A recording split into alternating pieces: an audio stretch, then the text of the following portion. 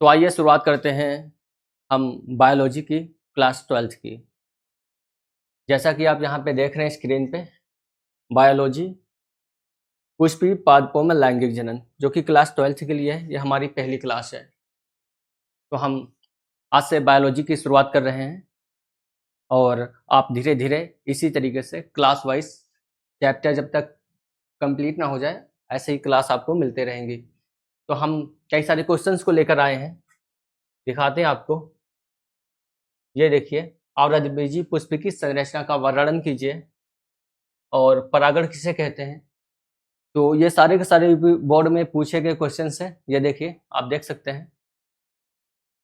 तो हम कुछ थ्योरी कराएंगे और फिर सीधे हम अपने क्वेश्चंस पर आएंगे, जिससे आप क्वेश्चंस को समझ सकें अच्छी तरीके से।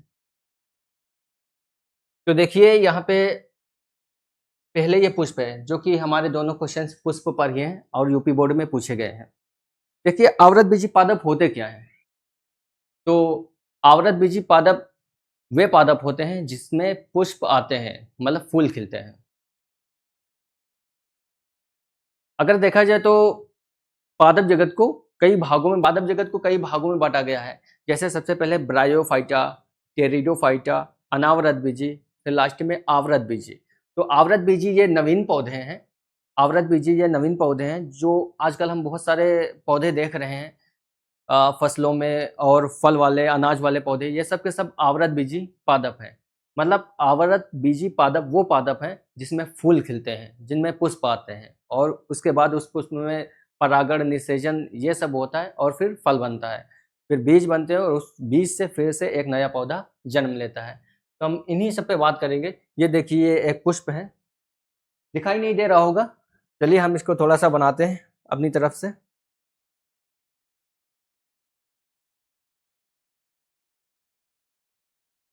देखिए, सबसे पहले पुष्प में एक भाग होता है जिसे स्त्री केसर कहते हैं, जिसे स्त्री केसर कहते हैं। पुष्प में सबसे पहले एक भाग होता है जिसे स्त्री केसर कहते हैं, और ये हम उसी स्त्री केसर की ही संरचना बना रहे हैं।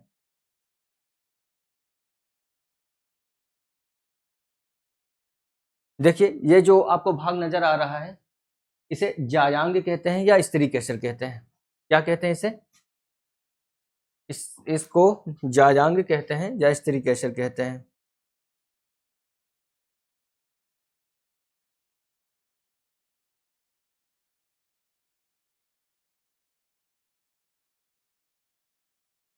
ये क्या है? जायांग। ये क्या है? जायांग। या इसे क्या कहेंगे? स्त्री केसर कहेंगे, या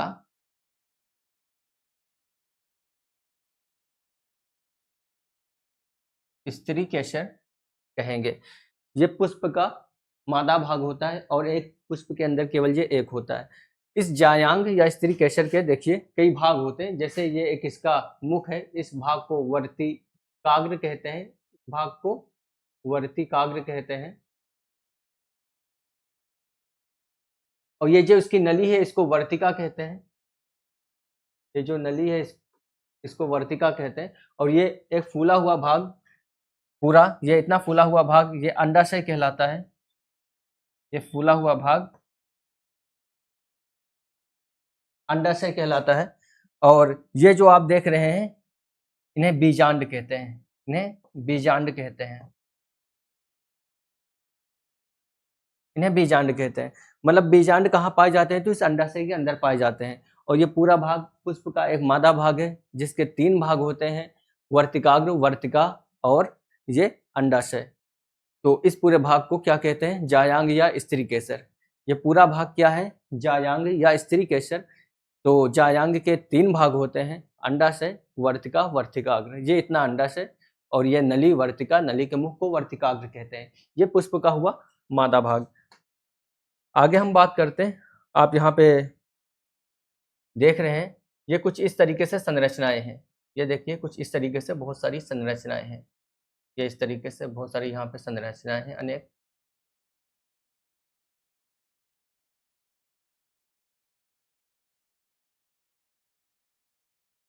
ये आप देखिए, ये बहुत सारी संरचनाएं देख रहे हैं।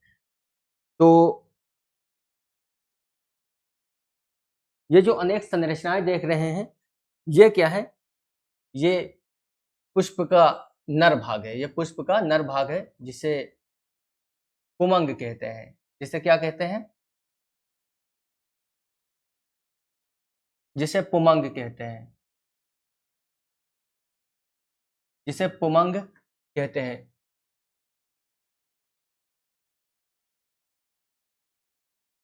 अब पुमंग की बात करें तो ये पुमंग, देखिए यहाँ पे ऐसा है, तो पुमंग के दो भाग होते हैं। पुमंग के दो भाग होते हैं। नंबर एक होता है, इसको देखिए, नंबर एक होता है, इसको परागकोश कहते हैं। क्या कहते हैं? परागकोश। मतलब इस वाले पूरे भाग को परागकोश कहते हैं। क्या कहते हैं? परागकोश। इस वाले पूरे भाग को परागकोश कहेंगे, जबकि ये जो भाग है ये वाला, ये इसका पुमंग का दूसरा भाग है। ये पुमंग का दूसरा भाग है। इस दूसरे भाग को क्या कहेंगे? पुतंतु कहेंगे। दूसरे भाग को क्या कहेंगे? पुतंतु कहेंगे। तो ये परागकोश जहाँ पे ये लगा होता है इस तरीके से, इस भाग को पुतंतु कहते हैं। तो ये आप देख रहे हैं, ये सारी संरचनाएं पुष्प का नर भाग है, जिसे पुमंग कहते हैं। जिसे पुमंग कहते हैं। पुमंग या पुंकेसर भी कह देते हैं इसको, पुमंग या पुंकेसर।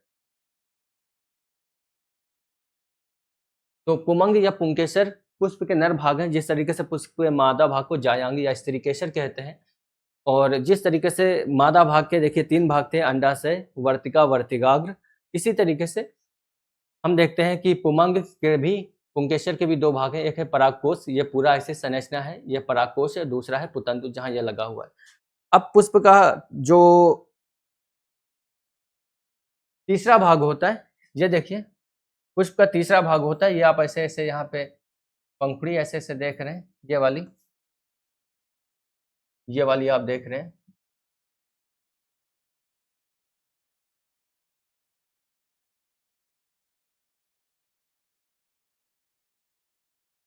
तो ये और ये और ये पंखुड़ी हैं, जो चारों ओर से इन दोनों भागों को घेरे रहती हैं। सामान्यतः पंखुड़ी उन्हें कहते हैं जिन्हें आप देखते हैं कि ये पुष्प है, और पंखुड़ी के आधार पर ही आप पुष्प का कलर बता पाते हैं कि ये पुष्प लाल है, पीला है। तो इन पंखुड़ियों को क्या क्या भाग होते हैं, जिन्हें दल पुंज कहते हैं। जिन्हें दल पुंज कहते हैं। इसको क्या कहेंगे? दल पुंज। जिन्हें दल पुंज कहते हैं। पुष्प में ऐसे आप एक जगह लास्ट में ऐसे भी देख रहे हैं, ये देखिए ऐसे देख रहे हैं। ये भी अनेक होते हैं। ये भी अनेक होते हैं। ये क्या होते हैं कि जब पुष्प कलिकावस्था में होता है तो ये ऐसे उसे बंद किए रहते हैं, हरे हरे होते हैं, और ये पुष्प की रक्षा करते हैं। पुष्प की कलिकावस्था में ये रक्षा करते हैं। तो इनको क्या कहेंगे? इनको बाह्य दल पुंज कहेंगे। इनको बाह्य दल पुंज, इन्हें बाह्य दल पुंज कहेंगे। तो देखिए, बाह्य दल पुंज होता है, फिर ये दल पुंज होते हैं, ये पुष्प के फिर नर भाग होते हैं, फिर ये पुष्प का मादा भाग होता है। तो इस तरीके से हम देखते हैं कि एक पुष्प में चार भाग होते हैं। हम अगर बाहर से शुरुआत करें तो सबसे पहले बाह्य दल पुंज होते हैं, फिर दल पुंज होते हैं, और ये फिर पुष्प के नर भाग होते हैं, फिर पुष्प का मादा भाग होता है। तो आइए हम आगे बढ़ते हैं, ले चलते हैं आपको क्वेश्चंस पर। ये देखिए, सबसे पहला हमारा क्वेश्चन यही है, आवृतबीजी पुष्प की संरचना का वर्णन कीजिए, जो कि 2024 में 22 में पूछा गया है। तो देखिए यहाँ पे लिखा हुआ है आवृतबीजी पुष्प की संरचना। क्या लिखा हुआ है? आवृतबीजी पुष्प की संरचना। तो देखिए, पुष्प पादप का जनन अंग होता है। तो देखिए, पुष्प पादप का जनन अंग होता है। जनन का मतलब एक ऐसी प्रक्रिया जिसमें एक जीव से दो जीव बन जाते हैं, अर्थात संतान उत्पत्ति होती है, तो उसे ही जनन कहते हैं। तो पुष्प पुष्प क्या है? पादप का जनन अंग होता है। यह एक विशेष प्रकार का रूपांतरित प्रारोह होता है। एक विशेष प्रकार का पेड़ का रूपांतरित प्रारोह होता है। एक पूर्ण पुष्प में क्या होते हैं? मुख्य रूप से चार चक्रीय भाग उपस्थित होते हैं। अभी हमने बताया था कितने भाग होते हैं? चार। चार चक्रीय भाग होते हैं। तो पहला है बाह्य दलपुंज। पहला कौन सा है? बाह्य दलपुंज। देखिए आपको दिखाते हैं। ये पहला हमने यहाँ पे बताया था।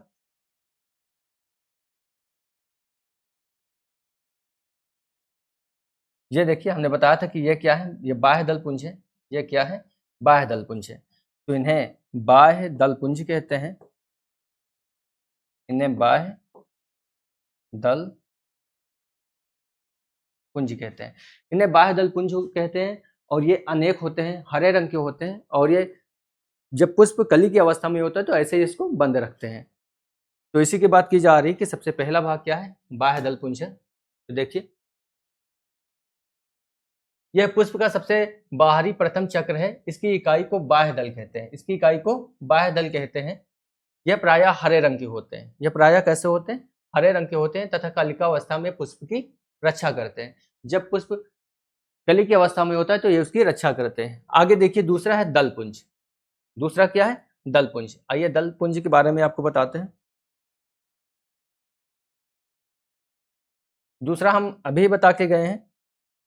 ये देखिए ये इस तरीके से जो ये संरचना बनी है, ये जो संरचना बनी है इस तरीके से,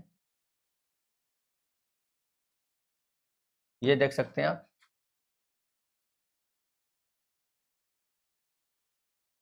तो ये जो पंखुड़ियां होती हैं चारों ओर, जिन्हें आप पुष्प की पंखुड़ियां कहते हैं, जिसके आधार पर आप पहचानते हैं, हमने बताया कि आप कलर का, पुष्प का रंग पहचानते हैं, तो इसी को क्या कहते हैं, इसको दल पुंज कहते हैं। क्या कहते हैं इसको, दल पुंज कहते हैं, दल पुंज कहते हैं। देखिए इसकी इकाई दल होती है लेकिन ये अनेक होते हैं इसलिए इसे पुंज कहते हैं।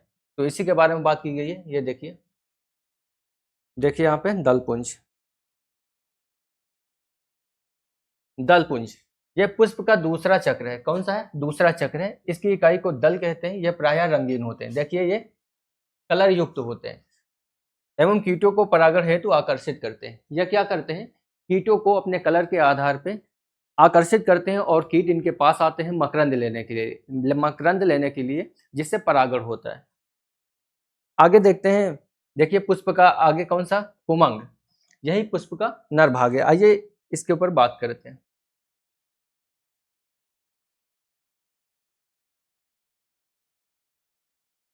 देखिए जो हमने बताया था, ये इस तरीके से बने हुए अनेक हैं। यहाँ पे देखिए अनेक, ये ऐसे ऐसे बने हुए हैं।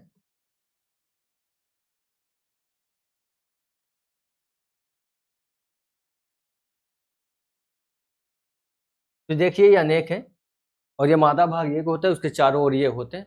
तो ये पुष्प का कौन सा भाग होता है, हमने बताया था कि ये पुष्प के भाग होते हैं, नर भाग। पुष्प के नर भाग होते हैं, पुष्प के नर भाग होते हैं, पुष्प के नर भाग होते हैं। इनको क्या कहते हैं, पुमंग कहते हैं। क्या कहते हैं, पुमंग या पुंकेसर कहते हैं, या पुंकेसर कहते हैं, पुमंग या पुंकेसर कहते हैं। अब इस पुंकेसर के भी दो भाग होते हैं। तो एक देखिए ये इतना भाग है और एक दूसरा भाग यहाँ पे है। तो भाग को इस भाग को पुमंग के देखिए दो भाग होते हैं, पहला भाग और ये दूसरा भाग। पहले भाग को क्या कहेंगे, परागकोश कहेंगे। पहले भाग को क्या कहेंगे, परागकोश कहेंगे। और दूसरे भाग को, ये देखिए ये वाला भाग है, इस भाग को क्या कहेंगे, इस भाग को ये पुतंतु कहेंगे, पुतंतु कहेंगे। अब जो ये परागकोश होता है, ये परागकोश इस तरीके से कुछ होता है, इस तरीके से होता है ये, और इसमें ये ऐसे खांच बनी होती है। तो एक परागकोश में क्या होता है कि इस तरीके से ये ऐसे खांच बनी होती है, मतलब एक परागकोश द्विपालित होता है। इसको अगर बीच से काटे तो स्टार नजर आएगा। एक फल देखा होगा आपने जिसे स्टार फल कहते हैं, स्टार फ्रूट्स कहते हैं। तो उसमें क्या होता है कि खांचे बनी होती हैं, जैसे उसे सामान्य भाषा में कमरख या अमरख कहते हैं। तो वो क्या होता है कि अगर उसे बीच से काटे तो उसमें क्या स्टार नजर आते हैं, इसीलिए उसको स्टार फ्रूट्स कहते हैं। वो खट्टा होता है। तो आगे बात करते हैं हम यहाँ पे। तो इसको जब बीच से काटेंगे तो ये कुछ इस तरीके से नजर आते हैं। जब बीच से इसको काटेंगे तो कुछ इस तरीके से नजर आता है ये। तो इस परागकोश को बीच से काटेंगे तो ऐसे ये दो पालियों में बटा होता है ऐसे ही, और प्रत्येक पाली में ये गोलाकार कोष्ठक होते हैं, गोलाकार कोष्ठक होते हैं।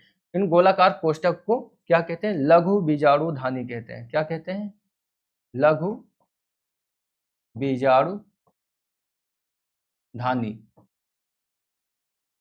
इस गोलाकार कोष्ठक को लघु बीजाणुधानी कहते हैं और इन्हीं लघु बीजाणुधानियों के अंदर क्या होते हैं, छोटे छोटे परागकण पाए जाते हैं, छोटे छोटे परागकण पाए जाते हैं। तो जी परागकण कहाँ होते हैं, तो सबसे पहले पुष्प के नर भाग जिसे पुमंग या पुंकेसर कहते हैं, इसके अंदर क्या होता है, पुष्प पुमंग या पुंकेसर के अंदर क्या परागकोश पुतंतु होता है, ये पुतंतु होता है, ये परागकोश होता है। परागकोश को जब हम बीच से काटते हैं या अगर ऐसे काटे तो ये ऐसे संरचना नजर आती है। तो एक परागकोश में बीच से ऐसे पाली होती है, बीच में ऐसे पाली होती है जिसमें दो इधर कोष्ठक होते हैं। इन कोष्ठक को लघु बीजाणुधानियां कहते हैं और इन्हीं में परागकण पाए जाते हैं। परागकण क्या होते हैं, ये नर युग्मक होते हैं जो कि निषेचन में आगे भाग लेते हैं। तो आगे हम बढ़ते हैं। ये देखिए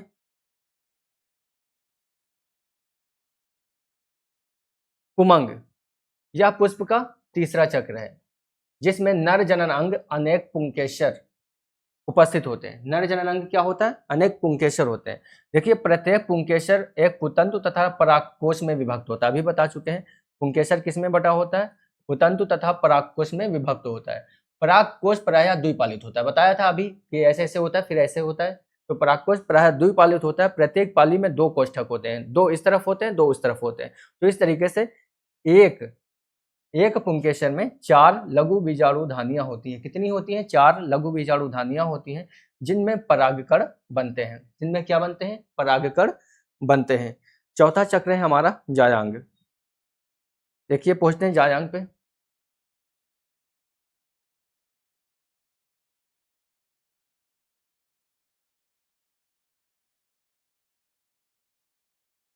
चौथा चक्र अभी हम बता चुके हैं, ये है हमारा सबसे आंतरिक चक्र होता है। ये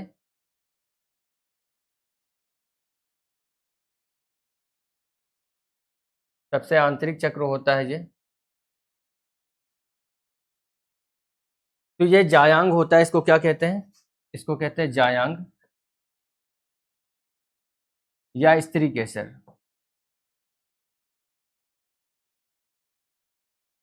इसको कहते हैं जायांग या स्त्री केसर। अब इसके 3 भाग होते हैं। एक तो ये फूला हुआ भाग आप देख रहे हैं, इस फूले हुए भाग को अंडाशय कहते हैं, इस फूले हुए भाग को अंडाशय कहते हैं। इस नली वाले भाग को क्या कहते हैं, वर्तिका कहते हैं। इस नली वाले भाग को क्या कहते हैं, वर्तिका कहते हैं। और वर्तिका का मुख आप देख रहे हैं, इस मुख को वर्तिकाग्र कहते हैं, इस मुख को वर्तिकाग्र कहते हैं। याद रखिएगा ये पुष्प का मादा भाग है, एक पुष्प में केवल एक होता है।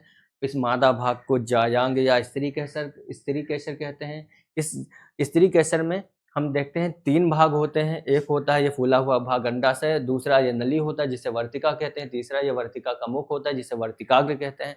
अब इस फूले हुए भाग में और भी कई सारी यहाँ पे कोशिकाएं होती हैं, ध्रुवीय कोशिकाएं होती हैं, बीजांड होते हैं, अंडाशय होते हैं। तो इसके इस भाग को अंडाशय कहते हैं। अंडाशय के अंदर ही क्या होते हैं, बीजांड होते हैं। याद रखिएगा क्या होते हैं, बीजांड होते हैं।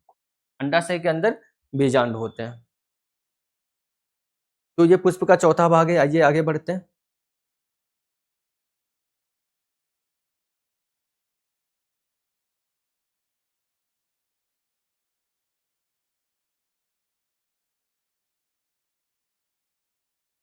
देखिए यहाँ पे लिखा हुआ है जायांग। क्या लिखा हुआ है, जायांग। यह पुष्प का चौथा चक्र है, यह पुष्प का चौथा चक्र है जिसमें मादा जनन अंग प्रायः एक या एक से अधिक अंडप होते हैं या स्त्री केसर उपस्थित होते हैं। अंडप, उसी अंडाशय की बात हो रही है। प्रत्येक अंडप 3 भागों में बटा होता है। देखिए वर्तिका, वर्तिकाग्र तथा अंडाशय।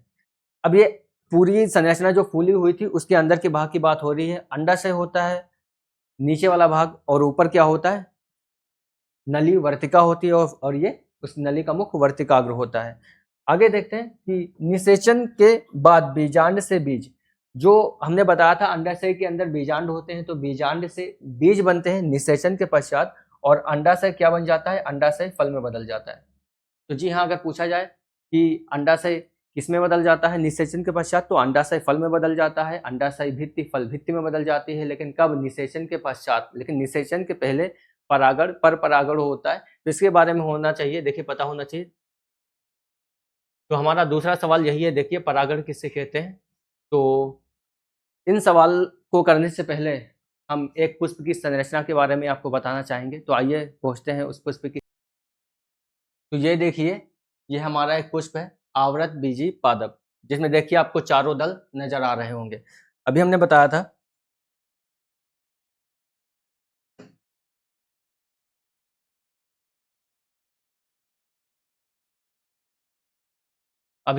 था देखिए, ये जो हरा भाग है, हमने बताया था बाह्य दल पुंज है। क्या है? बाह्य दल पुंज। और ये बता रहे थे, ये देखिए, ये पुष्प की पंखुड़ियां, ये दल पुंज है। ये हमारा पहला भाग है और ये हमारा पुष्प का दूसरा भाग यानी दूसरा चक्र है। इसे दल पुंज कहेंगे, इसे दल पुंज कहेंगे। और ये बहुत सारे देख रहे हो, ये पुष्प के नर भाग है, जिससे हमने बताया था ये क्या है? पुमंग है या पुंकेसर, या पुंकेसर, उमंग या पुंकेसर। और ये देखिए, ये इतना भाग आपको नजर आ रहा है, ये पूरा इतना ऐसे, इसे हमने बताया था जायांग, इसे हमने बताया था जायांग या स्त्री केसर, जायांग या स्त्री केसर। अब इसी में देखिए, ये भाग जो है पूरी नली है, नली को हमने बताया था ये वर्तिका है, नली को क्या बताया था हमने? वर्तिका है। इस वर्तिका के मुख को हमने बताया था ये वर्तिकाग्र है, वर्तिका के मुख को हमने बताया था वर्तिकाग्र है। वर्तिका का मुख क्या है? वर्तिकाग्र है। अब यहाँ पे देखिए, ये पूरा भाग ये अंडाशय है, अंडाशय के अंदर देखिए यहाँ पे क्या है? बीजांड है। अंडाशय के अंदर क्या है? बीजांड है। तो इसमें क्या होता है? ये देखिए, इसमें आपको खांचे भी दिख रही हैं, द्विपालित, जैसा हमने बताया था। ये पुतंतु है, ये क्या है? इतना, ये पुतंतु है और ये परागकोश है। परागकोश में हमने देखिए बताया था कि दो पाली होती है। तो देखिए दो पाली आपको नजर आ रही है। तो परागकोश में परागकण बनते हैं और परागकण सीधे क्या आते हैं कि ये स्त्री केसर के यानी वर्तिका के मुख वर्तिकाग्र पर आकर गिरते हैं। तो पराग कण यहाँ से निकले और वर्तिका के मुख पर आके वर्तिकाग्र पर गिरे, तो इस प्रक्रिया को ही परागण कहेंगे। इस प्रक्रिया को क्या कहेंगे? परागण कहेंगे। आगे चलते हैं, थोड़ा और हम डिस्क्रिप्शन करते हैं यहाँ पे।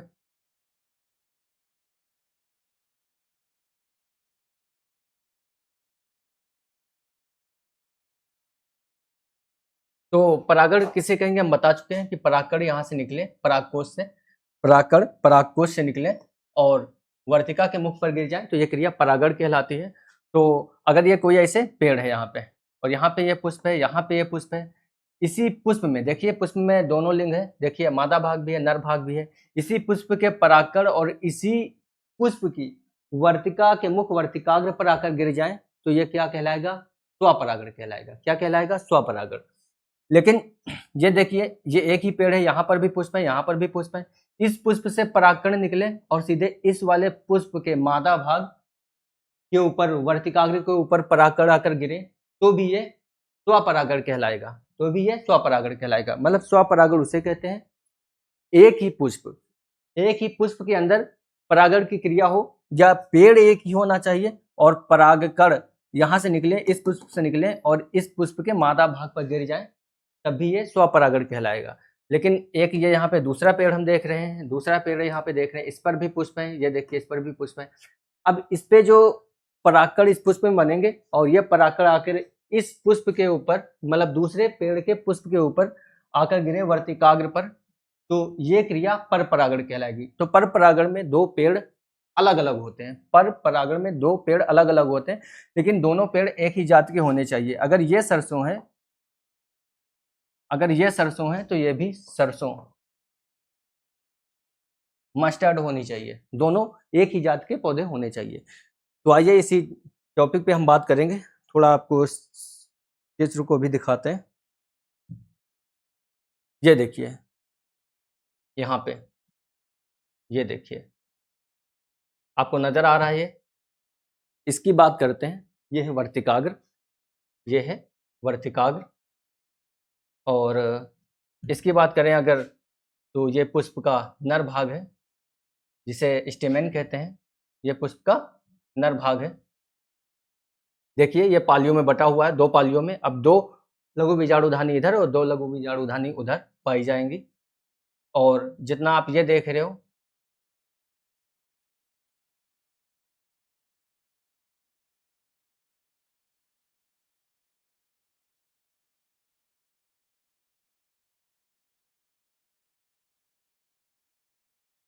जितना आप ये देख रहे हो, ये रेड कलर, ये दल पुंज है। हमने कहा था पुष्प का कलर आप इसी के आधार पर पहचानते हैं। और जितना ये आप हरे-हरे देख रहे हो, ये ग्रीन, ये बाह्य दल पुंज है। और ये पुष्प का पुष्पासन है, पुष्प का पुष्पासन है। जो सेब और नाशपाती आपने फल देखे हैं, वो फल अंडाशय से बनना चाहिए निषेचन के पश्चात, लेकिन वो अंडाशय से नहीं बल्कि फल सेब का ये पुष्पासन से बनता है, इस भाग से बनता है, इसलिए सेब को असत्य फल या कूट फल भी कहते हैं। आइए हम क्वेश्चन पे आगे बढ़ते हैं। परागण किसे कहते हैं? ये कितने प्रकार के होते हैं? उदाहरण सहित वर्णन कीजिए। देखिए 2025 में ऐसे पूछा गया है। फिर लिखा हुआ है पर होना चाहिए। पर परागण को परिभाषित कीजिए। पुष्पीय पादपों में विभिन्न प्रकार के परागण को संक्षेप में समझाइए, बताइए। तो इस तरीके से क्वेश्चन पूछा गया है। आइए बात करते हैं। देखिए हम बता चुके, पादपों में परागकणों के परागकोश से निकलकर जायांग के वर्तिकाग्र तक पहुंचने की क्रिया को ही क्या कहते हैं? परागण कहते हैं। हम कई बार बता चुके हैं, अभी बता चुके हैं। परागकणों के परागकोश से निकलकर जायांग के वर्तिकाग्र तक पहुंचने की क्रिया को ही परागण कहते हैं। देखिए परागण कितने प्रकार का होता है? तो परागण 2 प्रकार का होता है। परागण 2 प्रकार का होता है। देखिए एक लिखा हुआ है स्वपरागण। जब एक पुष्प के परागकण उसी पुष्प अथवा उसी पादप के दूसरे पुष्प के वर्तिकाग्र पर पहुंचते हैं तो इस प्रकार से होने वाले परागण को ही स्वपरागण कहते हैं। यह क्रिया द्विलिंगी व एकलिंगी दोनों पुष्प में पाई जाती है। देखिए यहाँ पे ये कोई पादप है, अभी हमने बताया यहाँ पे कोई पादप है, अब यहाँ पे पुष्प है। अब ये पुष्प द्विलिंगी है तो जाहिर सी बात है नर भाग और मादा भाग इसमें दोनों पाए जाएंगे। तो नर भाग से पुंकेसर से परागकोश निकल के मादा भाग के वर्तिकाग्र पर पहुंचे, मादा भाग के वर्तिकाग्र पर पहुंचे तो इस क्रिया को क्या कहेंगे? स्वपरागण कहेंगे। लेकिन अगर ये एक पेड़ है, यहाँ पर भी पुष्प है, यहाँ पर भी पुष्प है, यहाँ पर भी पुष्प है और इस पुष्प से परागकण निकले और इस पुष्प के वर्तिकाग्र पर आए तब भी ये स्वपरागण ही कहलाएगा। स्वपरागण में पेड़ एक ही होना चाहिए, पेड़ एक ही होना चाहिए। तो ये देखिए साफ साफ लिखा हुआ है, जब एक पुष्प के परागकण उसी पुष्प अथवा उसी पादप के दूसरे पुष्प के वर्तिकाग्र पर पहुंचते हैं तो इस प्रकार से होने वाले परागण को ही स्वपरागण कहते हैं। यह क्रिया द्विलिंगी व एकलिंगी दोनों पुष्पों में पाई जाती है।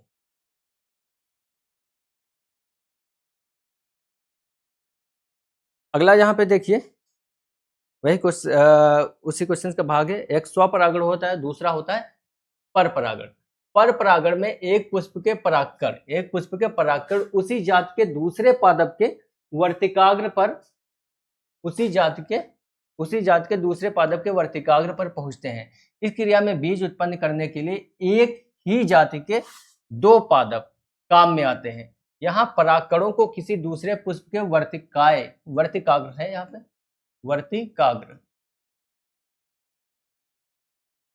वर्तिकाग्र तक पहुंचने के लिए किसी साधन की आवश्यकता होती है। जाहिर सी बात है एक पेड़ यहाँ पे है और एक पेड़ यहाँ पे है। अब ये पेड़ है एक ही जाति के, अब यहाँ पर भी पुष्प है, यहाँ पर भी पुष्प है, तो परागकण यहाँ से निकलेगा और इस पुष्प के वर्तिकाग्र पर गिरेगा। तो जाहिर सी बात है ये परागकण जाएगा किसी माध्यम से। अब पेड़ पौधे चल के तो जाएंगे नहीं, क्योंकि किसी साधन के माध्यम से पहुंचते हैं। तो पर परागण में पहली बात एक ही जात के 2 पौधे चाहिए और परागकणों के एक पौधे से दूसरे पौधे पर पहुंचने के लिए क्या किसी साधन या माध्यम की आवश्यकता होती है। तो इन्हीं साधनों के आधार पर परागकण मुख्यतः जो परागण होता है पर परागण वो मुख्यतः 3 प्रकार का होता है। स्वपरागण में देखिए साधन की आवश्यकता ही नहीं होती है, उसमें एक ही पुष्प में दोनों भाग होते हैं। उसमें क्या होता है देखिए, पहला है यहाँ पे वायु द्वारा परागण।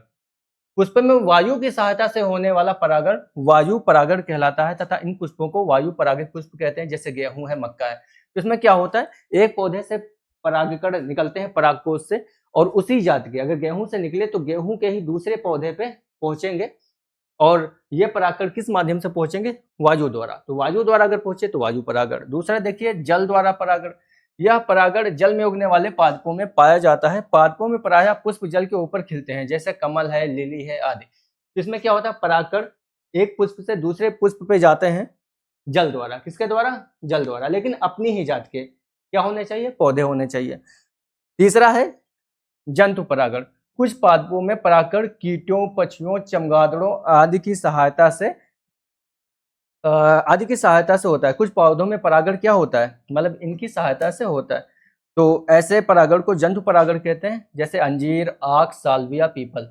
इनमें क्या होता है कि जब एक पक्षी फल लेने के लिए, या बहुत सारे कीट हैं, मधुमक्खी वगैरह को देखा होगा कि एक पुष्प के वर्तिकाग्र पर बैठती हैं, फिर दूसरे पुष्प के ऊपर जाती हैं, तो जब उनके जो श्रृंगिकाएं होती हैं, जो फेस का भाग होता है, उस पर परागकण बहुत सारे लग जाते हैं, और वो जब दूसरे पुष्प के वर्तिकाग्र पर बैठती हैं मकरंद लेने के लिए, तो वहां पे वो परागकण झड़ जाते हैं। तो इस तरीके से पर परागण की क्रिया संपन्न होती है। तो जंतु द्वारा हुई तो इसको कहेंगे जंतु परागण, जल द्वारा हो तो जल परागण, और वायु द्वारा हो तो वायु परागण कहेंगे। तो इस तरीके